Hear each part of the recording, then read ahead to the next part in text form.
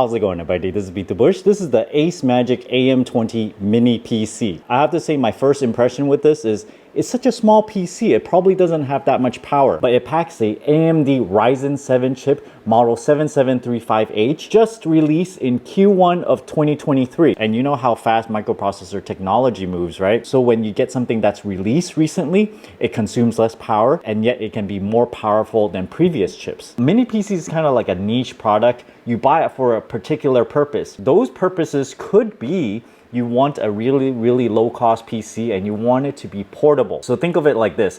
You're a student, you want to bring this to your dorm room, and then on vacation you don't want to bring your monitor and all that stuff home, so you just bring just the PC itself, and then when you get home you can connect it to a TV and you can have a display that way. You might also want to use this as a media PC. You stick this to the back of a TV. It's a full-blown computer, so you can run whatever video services that you want. You can have video files in a solid-state disk, play whatever you want. If you're wondering how powerful this computer is, it's sort of in the realm of Intel i7 CPU processors. It's good enough to do your everyday tasks such as word processing, Excel, and even do a little bit of gaming too. The Ryzen 7 has 8 core, 16 threads, runs at 3.2 gigahertz all the way up to 4.75 gigahertz boost. Max boost meaning it can hit that frequency, gives you a little bit more power for short duration, along with a pretty powerful CPU. It still has a GPU inside, the AMD Radeon 680M. 32 gigabyte of LPDDR5 RAM, 512 gigabytes of solid-state disk, and there are still 2 more slots for you to add more storage. 2 HDMI ports that can run 4K at 60 Hz, 2 2.5 gigahertz Ethernet ports, and it even has Wi-Fi 6E. And it even has a 10-watt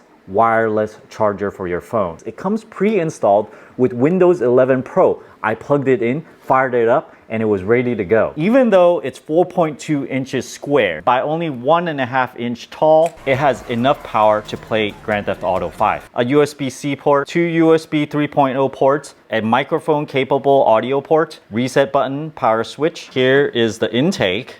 On the back you have more USB ports and the power input. On the left side is the exhaust port for the fans. On the bottom, you have the rubber feet. It even has these spots in order to hang it on the wall. There's another intake port for the air. 32 gigabyte RAM, 512 gigabyte SSD, 20 volt over 5 amps means this is a 100 watt PC. Now, it's actually a little bit difficult to open this with just your finger. So you gotta dig in here with a knife, just a little bit. And it's held together by a little magnet, and when you open it up, there's a wireless card here that doesn't take up the NVMe slots, and here are the 3 slots. The lid is where they put the wireless charger, and your solid state disk has a piece of heat transfer foam. Let's see the wireless charger work. Does it work? Oh, there we go. How about if I put it here? Here? So if your phone is at least on the edge here, it will start charging. Mini PCs used to be this niche hobby thing where people like to build it as small as possible. Go bare bones with as little extra slots as possible. And this particular small form factor was started by Intel. They challenged a group of engineers to make it as small as possible. And after that came out, other manufacturers followed suit. But look at how small it is. I literally can fit it in my pants pocket. Let me plug it in. Put the mic next to it so you can hear it. Doesn't make much noise right at the startup. AMI appears. Voila. I've already set up my account. Full-blown computer right here. Right now I'm actually recording the screen, so that's gonna take a little bit more CPU power, 2-3%. You might wonder how much gaming can you actually do? The graphics in this thing is equivalent to an Nvidia GeForce GTX 1070, which is a pretty good card for like 5 or 6 years ago. The Ryzen 7 CPU in this thing, it's comparable to a 13th gen Intel Core i7. Of course, there's a huge line of Core i7s that varies in performance. It's most similar to the 13700H series. So let's start a game of Grand Theft Auto 5. Launch it.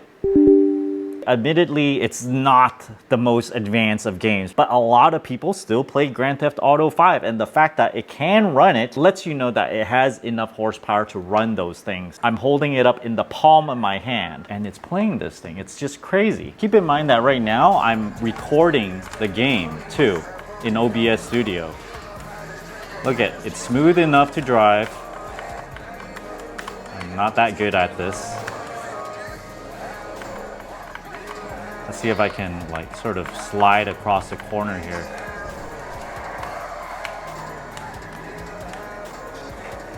So I have it on 4K, 30 Hz. A lot of the anti-aliasing is turned off because if you turn them all on, it does slow down a bit. So that gives you an idea of how powerful the graphics card is. Let's run a benchmark test to see what's the frame rate.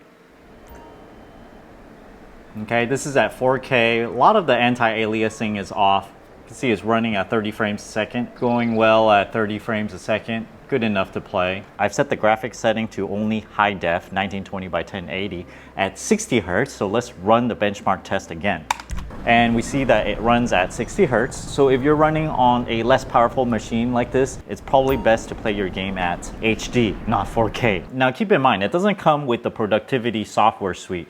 You can get freeware stuff, but the fact that the price already includes Windows 11 Pro is a huge bonus. I always like to look at this tab. AMD Ryzen 7 7735H with Radeon graphics, and it's running at 2% utilization. We got 32 gigabytes of memory. This is actually a lot of memory. You can do a lot with this. Many really low-end PCs, they come with 8 or 16 gigabytes. Solid state disk, 512 gig. I'd say if you're careful, you probably can stick with 512 gig, but you can easily buy 1 or 2 terabytes worth for like $100 or so these days. You also have a future-proof Wi-Fi 6E. To me, I don't think it's absolutely necessary to have such low latency unless you're trying to do some kind of VR thing with your PC. You got your GPU here, Bluetooth connected, so you can use your mouse with it. In this day and age, it's almost not necessary to have any kind of CD reader, DVD reader, Blu-ray reader. It's all streaming now. So there's absolutely no reason to have a typical regular tower PC. Best of all, if you're moving from one place to another, it's lightweight and it's small. If you guys are interested in getting one of these for yourself, check out my Amazon affiliate link down in the video description below. Thanks for watching this video. Until next time.